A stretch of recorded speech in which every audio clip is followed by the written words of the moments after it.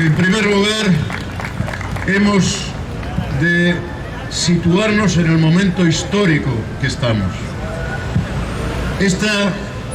Este pasado lunes hubo en todo el mundo las manifestaciones del 1 de mayo, pero en un lugar fue especialmente importante, en el caso de Francia.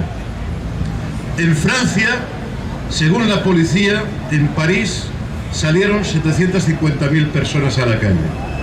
Según los organizadores, más de 1 millón. Exigiendo revertir la reforma de pensiones de Macron, que es la misma línea de trabajo que tienen los globalizadores, las multinacionales, los fondos de inversión que quieren aplicar a todo el mundo. En Francia se ha producido un verdadero levantamiento del pueblo. Llevan 10 jornadas de huelga general, con éxito. Se pensaban que la gente se cansaría y no ha sido así. Y la imagen que nos llega por la noche del 1 de mayo es que en París se quemaban containers y había un edificio que, como habían pegado fuego a las bicicletas, esa imagen la pasaron todos los telediarios del mundo occidental. Lo único que quedó en la retina de la gente no era el 1 millón de personas en la calle, no era el pueblo de París cantando la Marsellesa en la Internacional en la Plaza de la República, no era la gente que se levantaba como no había hecho desde los tiempos en los años 30 que el Frente Popular francés consiguió por primera vez vacaciones pagadas para los trabajadores. Fue una movilización inmensa, por cierto, mucho más importante que la del mayo del 68, mucho más extensa y profunda. Y sobre ello se impone el silencio, no sea que nos enteremos de lo que está pasando en el mundo, para que sigamos resignados. Y al mismo tiempo hemos visto cómo en Inglaterra se extendían huelgas sectoriales importantísimas, al mismo tiempo que se coronaba el rey. Y es verdad que un montón de papanatas, como siempre, pues van a ver los caballos, las carrozas, la parafernalia, pero al mismo tiempo, y cosa que jamás había ocurrido, se estaban produciendo huelgas, se estaban produciendo marchas. En estadios de fútbol la gente se posicionaba en contra del rey y por la república. Tampoco ha salido por los medios de comunicación. Se están produciendo cambios profundísimos e intentan despistarnos para que nos resignemos. Hemos visto al señor Escrivá salir diciendo que en los últimos años se han desviado 145.000 millones de euros de las pensiones a gastos impropios. ¿Por qué esto se dice después de haber aprobado la reforma y no antes? Y por cierto, una cantidad muy inferior a la que estimamos nosotros. Pero aún así, 145.000 millones son 2 años de pensiones, ¿eh? Con ese dinero se podrían subir las pensiones, se podrían mejorar, cerrar la brecha de género. Pero no, parece ser que ese dinero es más importante para la guerra. Porque también al mismo tiempo, mientras pasa esto en Inglaterra, en Francia, mientras aquí tenemos cola en los servicios sanitarios, el señor Borrell nos dice que en el jardín de Europa hay que resignarse a tener menos educación, menos sanidad y menos pensiones, porque el dinero tiene que ir para la guerra. Una guerra que no nos han preguntado si queríamos estar en ella. Una guerra que se pone al servicio, como siempre, de las grandes multinacionales, de los grandes fondos de inversión que están haciendo negocio a costa de las muertes, del sufrimiento y de la inflación de la gente. Al mismo tiempo hemos visto otra cosa extraordinaria. En el Parlamento Europeo los eurodiputados tenían un sistema de pensiones privadas que se fue al carajo con la crisis del 2008. Atención al asunto, porque esto de que los fondos privados se vayan al carajo es algo común, tan común que la Comisión Europea obligó al señor Escrivá en la reforma que se aprobó a finales del año pasado, poner negro sobre blanco que jamás el Estado rescatará pensiones privadas que quiebren. Por exigencia de la Unión Europea. ¿Por qué? Porque quieren que el dinero del Estado vaya a pagar la deuda externa, vaya a devolver las ayudas Next Generation, no a bienestar social. Y como han visto que en Chile, en un montón de países, el Estado al final ha cubierto de alguna manera la quiebra de las pensiones privadas, ellos se adelantaban y decían: no, os imponemos, os dictamos que incluyáis que jamás rescataréis las pensiones privadas que ahora decís que son tan buenas. Pues mirad, esos eurodiputados que están en Bruselas, que aprueban las políticas de la Comisión Europea, cuando han visto que sus pensiones se han ido al carajo, le han pedido al Parlamento que les rescate sus pensiones. Una doble vara de medir. Para la gente, para los trabajadores, para las mujeres jubiladas, viudas, no hay dinero. Pero para los eurodiputados y diputadas, eso es otra cosa. Esa gente, como hacen una contribución esencial a la marcha del mundo, a ellos se les exige, no se les exige, exigen que les rescaten sus pensiones privadas quebradas. Todo un ejemplo de moralidad, todo un ejemplo de cómo esa gente se pone al servicio de las multinacionales, de los bancos, no de la gente que los ha elegido. Y hemos visto este 1 de mayo salir a los trabajadores y trabajadoras a la calle, en formas distintas, en cortejos distintos, pero hemos visto cómo se llamaba a la gente a exigir salario o conflicto, y la gente ha respondido.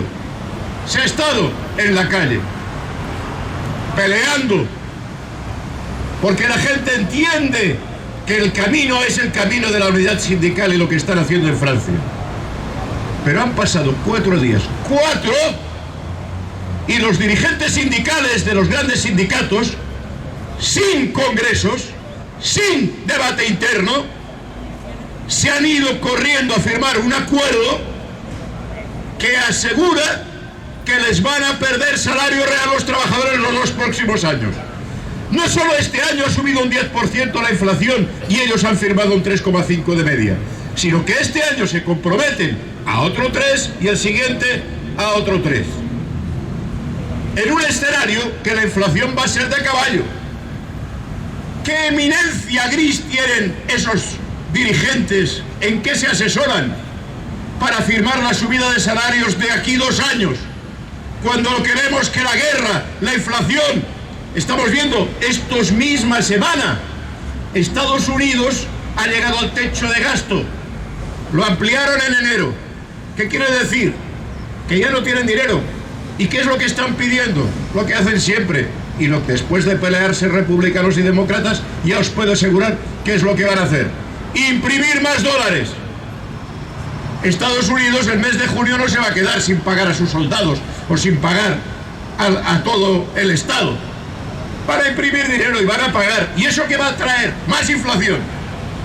Sabiendo que está ocurriendo esto, ¿cómo se negocia una subida de solo el 3 para el próximo año? ¿Con qué cara se van a dirigir a los trabajadores que estaban este 1 de mayo y que se les planteaba salario o conflicto? Pues ellos, los dirigentes, no la gente, no los afiliados, no los miles y miles de trabajadores que estuvieron en la calle, que se sacrificaron para no salir el fin de semana y marcharon ese 1 de mayo. No, esos dirigentes al final lo que han decidido es que ni conflicto ni salario. Bueno, Ellos pueden decidir esto. Veremos qué decide la gente, porque la gente no ha dicho su última palabra. Y estamos en un entorno muy difícil, porque nos machacan los medios de comunicación, porque distorsionan, porque intentan desanimar a la gente, asustarla con los incendios, los cócteles Molotov, el desorden. El desorden no es que se quemen unas bicicletas en París. El desorden es que haya millones de personas sin casa. Que, por ejemplo, solo en Estados Unidos en este momento hay 30 millones de personas pasando hambre. En 3 estados, Walmart, uno de los centros comerciales, como el Caprao aquí, han cerrado sus 6 centros porque la gente los asalta. Entran en bandadas de 100, 150 personas y se llevan la comida. Y han decidido cerrar para que no le roben. Eso es el desorden. Eso es el mundo que no queremos. Y que no queremos aquí. Y por eso defendemos las pensiones, defendemos la sanidad, defendemos los salarios dignos. Y en este entorno vamos a tener que esforzarnos para cambiar las cosas. Lo vamos a conseguir. Porque mirad, cuando esto de 1 de mayo repartíamos las hojas entre los afiliados de los sindicatos mayoritarios, yo no me encontré ningún trabajador que me devolviera la hoja. Ni nadie que dijera que estábamos equivocados. La gente la leía y con mucha atención. Este 1 de mayo la gente ha salido para defender salarios y condiciones de vida digna. Si no lo resuelve de una manera, lo va a resolver de otra. Y el ejemplo de Francia es muy importante. En ese escenario, nosotros tenemos una cierta dificultad. Sabemos perfectamente que viene el mes de junio y que nos vuelven los nietos a casa y que vamos a tener que suspender durante el verano nuestras concentraciones, como cada año hemos hecho estos últimos 5 años. Primera cosa, no nos hemos de desanimar. Nosotros tenemos una lucha de largo recorrido que la vamos a continuar en septiembre. Segunda cosa, durante este tiempo tenemos que seguir explicando a nuestros hijos, a nuestros nietos, a nuestros vecinos, que las pensiones se defienden, que es posible mejorar los salarios si se pelea en la calle, como nos enseñan muchísimos países, que es posible la unidad entre los trabajadores y que es necesario que nos movilicemos este otoño. Y en tercer lugar, vamos a dar testimonio de que aquí no se rinde nadie. Este 25 de mayo, 3 días antes de las elecciones, 2 o 3 días antes, vamos a estar en las puertas del Congreso 1080 pensionistas de todo el Estado reivindicando la pensión mínima de 1080, porque si hay dinero para las armas, lo primero es que tiene que haber dinero para la gente que lo está pasando mal. Y los responsables de esto están en ese Parlamento, no están en la Conchinchina, no están en la Comisión Europea, no están escondidos, están ahí. Y de ellos depende votar otra cosa, en lugar de privatizar. Y ahí vamos a estar simbólicamente 1080 activistas de las diversas organizaciones de pensionistas de todo el Estado. Y aquí, en Barcelona, se va a hacer, y en muchas otras ciudades, en Bilbao, en Zaragoza, se va a hacer una réplica de concentración en el gobierno civil. Esa señal es la señal de que va a venir el verano, que nos vamos a replegar como hemos hecho cada año, pero que aquí no se rinde nadie. Vamos a aprovechar esta situación para hacer la asamblea de la marea pensionista, para reorganizarnos, para llegar a más gente, para llegar a los centros de trabajo y a los centros de estudio. Y este otoño nos van a encontrar de frente con la fuerza de la razón, con la fuerza de la victoria de los trabajadores que se va a producir en Francia y en otros lugares, y con la fuerza que va a dar que la gente choque con la realidad, que esa gente que hoy todavía se cree que las pensiones se han rescatado o que los salarios van a ser suficientes, se va a encontrar que con el salario que cobra tiene que ir al supermercado y comprar, y no le llega. Y ahí va a estar nuestro movimiento explicando por qué no le llega y cuál es la manera de poder vivir en dignidad. Organización, movilización, unidad y persistencia. Compañeros y compañeras, Gobierne quien gobierne, las pensiones se defienden.